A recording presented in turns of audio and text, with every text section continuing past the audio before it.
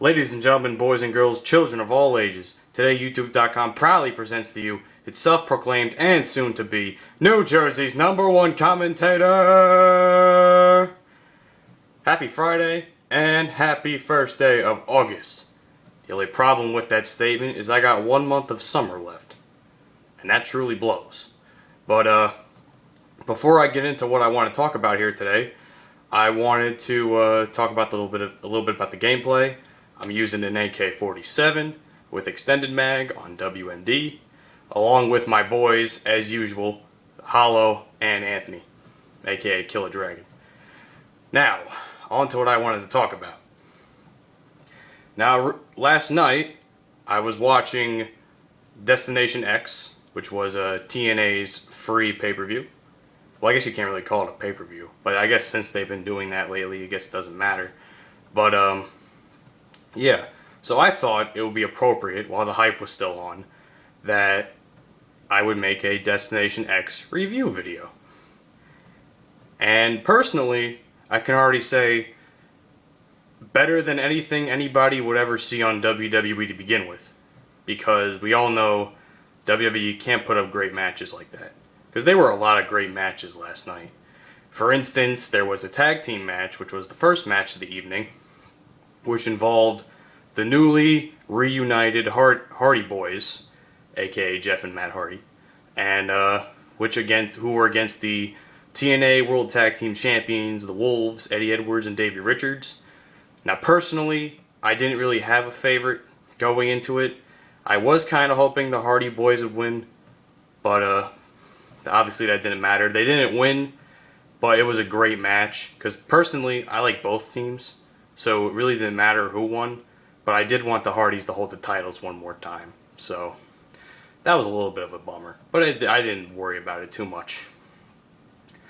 Then there were the X Division matches, they were qualifying matches to see who would decide as I got flashbanged, to see who would decide the three-way match, which will happen next week.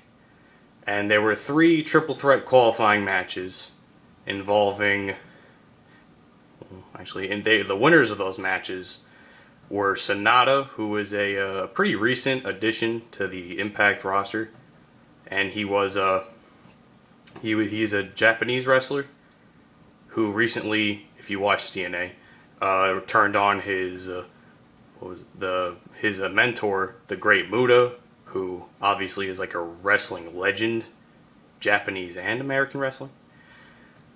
And Sonata's in the triple threat for the X Division title, and so is Samoa Joe, who is personally one of my favorites.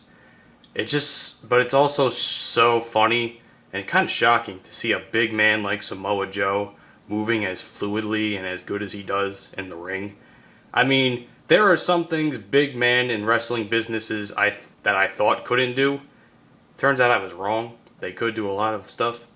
But and then the next person in that match is Low-Key, who I really don't know much about. But he did pretty good. I saw him last week on Impact, and I was pretty impressed with what he can do. And he's also in the triple threat. Now, there were also other matches and moments, but I'm going to get into the moment first, when Ethan Carter III, or EC3 as many of you know him as if you watch Impact, he was issuing a challenge against he issued the challenge against Bully Ray, Devon, aka Team 3D, go get the tables, and Tommy Dreamer, who is like hardcore god in my opinion. I mean, Bully and Devon are really hardcore wrestlers, but Tommy Dreamer, dude, that guy's a monster. I think he's like one of like gods of ECW. That's just my opinion. Obviously, you don't have to agree with that, but that's what I think. And EC3 issued the challenge to have one final war with the Dudleys and Dreamer. And obviously he has some muscle on his side. He's got Rhino, who is also a former ECW and WWE wrestler, and also former WWE wrestlers like Big Gene Snitsky and Ezekiel Jackson, who I was kind of shocked that Zeke came back. I saw him last week. I'm like, holy shit, that's Big Zeke. I haven't seen him in like 2 years. Obviously, WWE releases great talent that they don't know what to do with, because all it's about is Cena and all these other washed up guys that they use all the time. But now, obviously, there was a challenge. The challenge was at one final war. And, of course, knowing that Bully and Devon and Tommy don't back down from anything, they said yes and issued their challenge that it would be a hardcore war.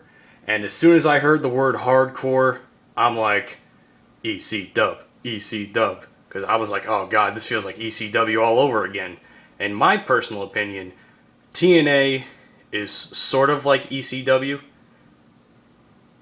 If anyone who is a hardcore ECW fan watches that video, they're gonna rip me for that one. But I really do think that TNA is sort of like ECW in certain ways. In certain ways, not every way. But but either way, I was pretty impressed with that little segment. So now next week, next Thursday, we're going to see the Hardcore War, ECW all the way. I'm really looking forward to it, because anything that involves weapons and beating the shit out of people is something I enjoy, as messed up as that seems to sound. But, hey, what do you do? That's hardcore wrestling. Don't like it, change the channel.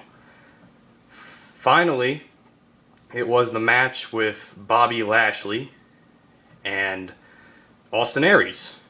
Now, I know this whole storyline with Bobby Lashley being a heel and him being with MVP and Kenny King, who didn't show up last night. I was kind of shocked about that. But like he's in the group. He's in a group with them, and they're kind of all heels. But I still respect Bobby Lashley and MVP and Kenny King. They're all great wrestlers. So why not? I mean, I respect wrestlers for wrestling ability, not because of character. If you can't wrestle, I'll boo your ass for that. But that's besides the point. Austin Aries, though, I personally think is one of the greatest professional wrestlers to ever step into the ring, period. Actually, obviously that's an arguable point, and that's my opinion. But I was pretty impressed with what he was doing.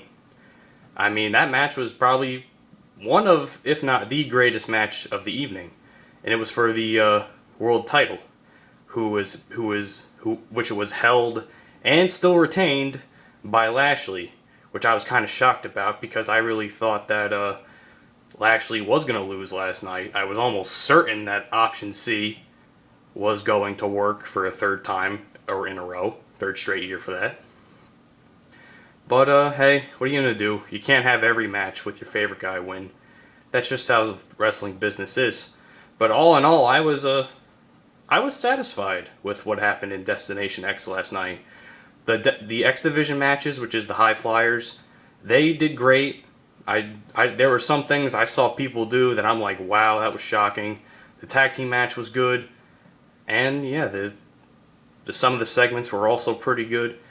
And the World Tag Team title match, I mean, that was something to watch, man. I thought when Austin Aries had that little flurry towards the end of the match, I'm saying to myself, wow, he's definitely gonna win. He hits that brain buster. Whew, he's gonna win. But I guess I was wrong. But it doesn't matter. All I can say is it's good. Today is a good day to be an not ECW, but TNA fan. I hope you guys enjoyed this video. Destination X ruled. Hope you guys enjoy the rest of your day. Peace out.